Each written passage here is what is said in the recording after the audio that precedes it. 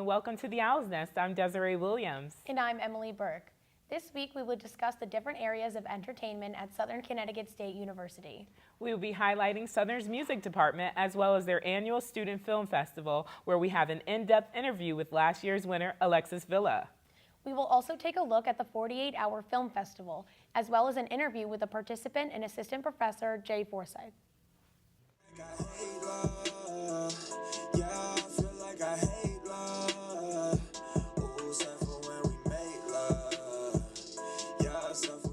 Southern Connecticut State University started a music club on campus for students to create their own music in a professional studio. This provides them with the opportunity to make quality music in a professional setting without the burden of a cost. If you are interested in making your own music, stop by the music department located in Earl Hall for more information. As the spring semester comes to a close, many students look forward to the spring concert series featured on campus every year. This year, Southern welcomes Jacquees, an R&B singer-songwriter.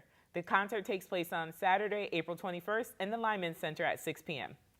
Each ticket costs $10. Students are permitted to buy one ticket for themselves and one for a guest.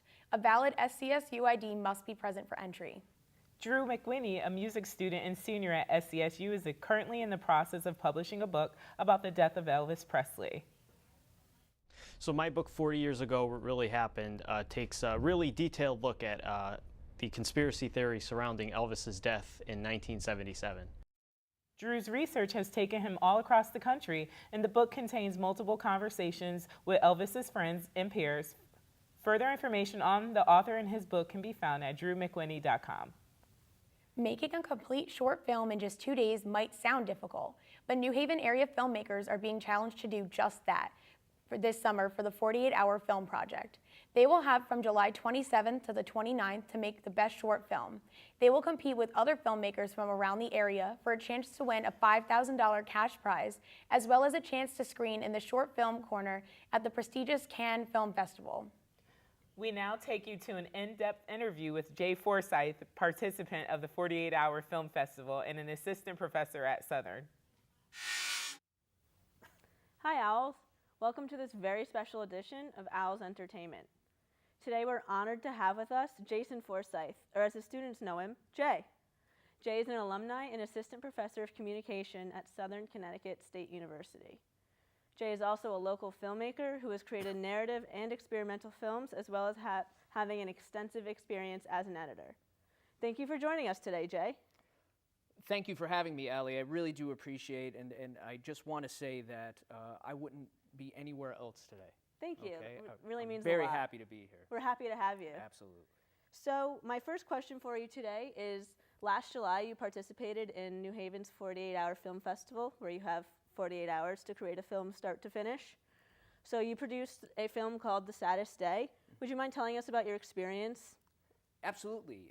It was quite the endeavor, and it's good that you brought up the point that we do have 48 hours to actually produce that segment or short film, so to say. It was quite intense, to say the least. I can only imagine. You're not given much information outside of that 48-hour window, outside of the understanding of who you might be working with or who you are working with, but then, people always flake out last second. Of course. And speaking from my specific perspective, I was mainly in charge of the post-production element, which, picture editing and sound design. The problem is come shoot day, some people didn't show up. The creative part wasn't all done, so my friend and I had to rewrite it and then shoot that day, and then I had to edit the next day. So as everyone's having fun, we had shot all day, I have to actually go home and work more to actually take care of my part. So long story short, as we all know in production, the lines tend to be blurred, and you always end up doing more and absorbing more and taking on more projects and aspects and elements to make sure that that production actually gets produced properly. Absolutely. Right. So to backtrack a little bit, part of 48-hour film festival is you're given some parameters and then you work with that at the start of your 48 hours. So what were your parameters for this project? This specific project, we had to incorporate a cheerleader. Okay. Right? Yeah. And I can see that you're laughing because you understand why we did it that way.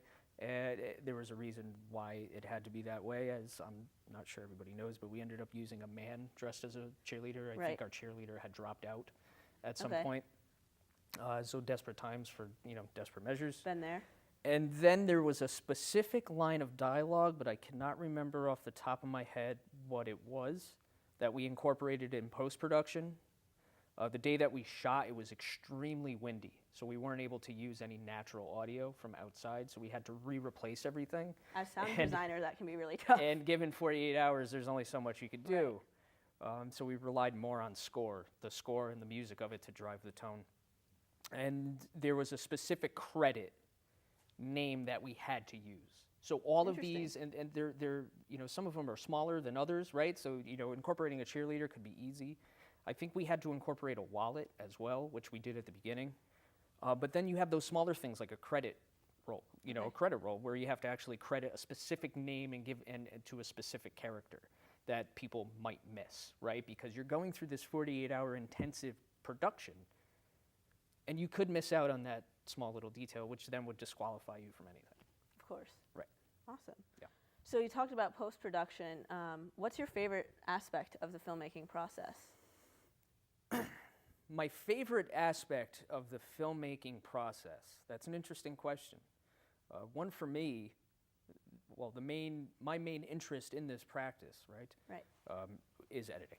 Okay. Editing is where the story comes alive, right? So as you Absolutely. know, as a production student, you film in disparate order. You film out of order, and maybe it doesn't make much sense. So as you're Right. going through the process, somebody that's really not in the loop or chatted up on what you're doing, the story might not make sense. Of course. Now, the as I say in class all the time, the editor is literally that last checkpoint between this film, this story, and the audience that's going to be screening it. And that to me is a pretty awesome thing, right? So Totally. you get to sort of rearrange things that, in a way, let me back up for a second, right? Of course.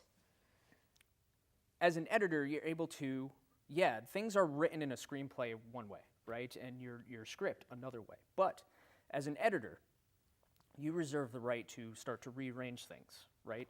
And the main purpose here is to tell your story or present your story in a way that has the most dramatic impact, right, for the characters. And sometimes when you plan things out in a script or a screenplay, it's not always going to come across that way on screen. And it really does all come down to, okay, how do we tell this story in a way that's going to be the most impactful, that sort of exaggerates the most drama, anxiety, tension, so on and so forth.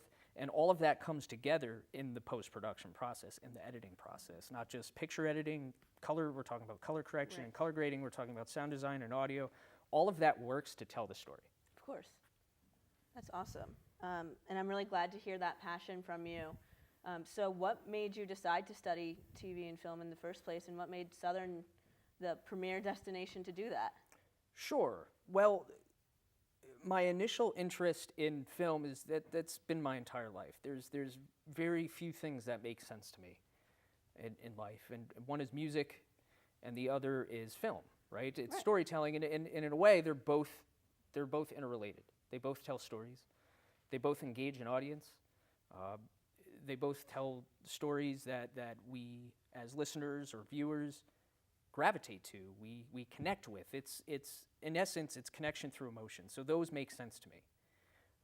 Growing up, my mother worked in a video store, and Cool. as a young kid, that was where I was for 99% of the day. So I'd watch everything that you could possibly imagine. What were your favorite movies as a kid then? As a kid, favorite films as a kid. I mean, if you were in the 80s and you were a youngster and one of your favorite films wasn't The Goonies Such a or classic. Gremlins, then I don't know. There's no hope. But I did watch a lot of horror films as a young kid, which has heavily influenced me. So we're talking, Halloween and Child's Play and Friday the 13th and things like that. I was always so enamored by the Right. imagery and the jarring just motions of everything, and the characters were just over-exaggerated and awesome. So when you're talking about as a kid, yeah, absolutely, coming of age stories such as the Goonies, and when we're talking about interesting characters like the Gremlins or Friday the 13th, those were my favorite sort of films, I guess, of growing up. You shared so many awesome stories with us today and some great tips of advice as well.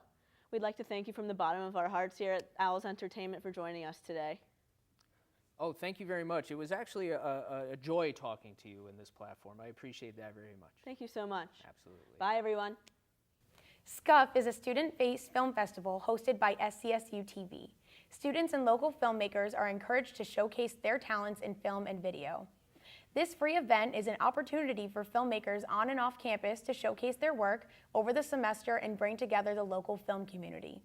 2017's Best in Show winner Alexis Villa sat down to talk about his experience and his winning films Nosedive and Flicker. I'm Alexis Villa. I'm a communications major here at Southern. My focus is in film, television, and digital production. So I submitted 2 films to SCUF 2017. The first film was an experimental I made called Nosedive, and the second film was a narrative production called Flicker. Flicker is a short narrative with no dialogue about a girl and a ghost who live in the same apartment, and the girl is unaware that the ghost lives in her apartment, but the ghost is in love with her, and then hijinks ensue. Now listen to me, Jeff. No, I'm not kidding. I know, how could anybody sleep through a 6.5? There was damage, yeah, the bedroom. I mean, there's stuff in pieces all over. But I kind of wanted to take a romantic approach to that. Like, I kind of like taking ideas and turning them on their head. Like, instead of a straight ghost story, it was kind of a ghost romance. From the female lead's point of view, it was a horror film, like a straight horror. But from the ghost, from the male leads, it's more of like a romantic comedy. I'm excited to see all the projects because I think SCSU TV is doing a really good job of marketing it this year, and I think a lot of people are going to be submitting. So I just like to see what other people make. You know, it's always a lot of fun. So yeah, I don't know. I'm excited for it. This year's film festival is themed Film Noir. The festival will take place on May 3rd in the Adante Student Center Theater. The festival will begin at 7:30 p.m. and will be screening many different genres of films, such as narrative, documentary, experimental, and more. There will be a cash prize for each category winner. Thanks again to Allie O'Brien and Jay Forsyth for joining us at Owls Entertainment. I'm Desiree Williams. And I'm Emily Burke. Remember to check out our social media pages to find out more information about today's show. Have a great weekend, and we will see you here back on Monday.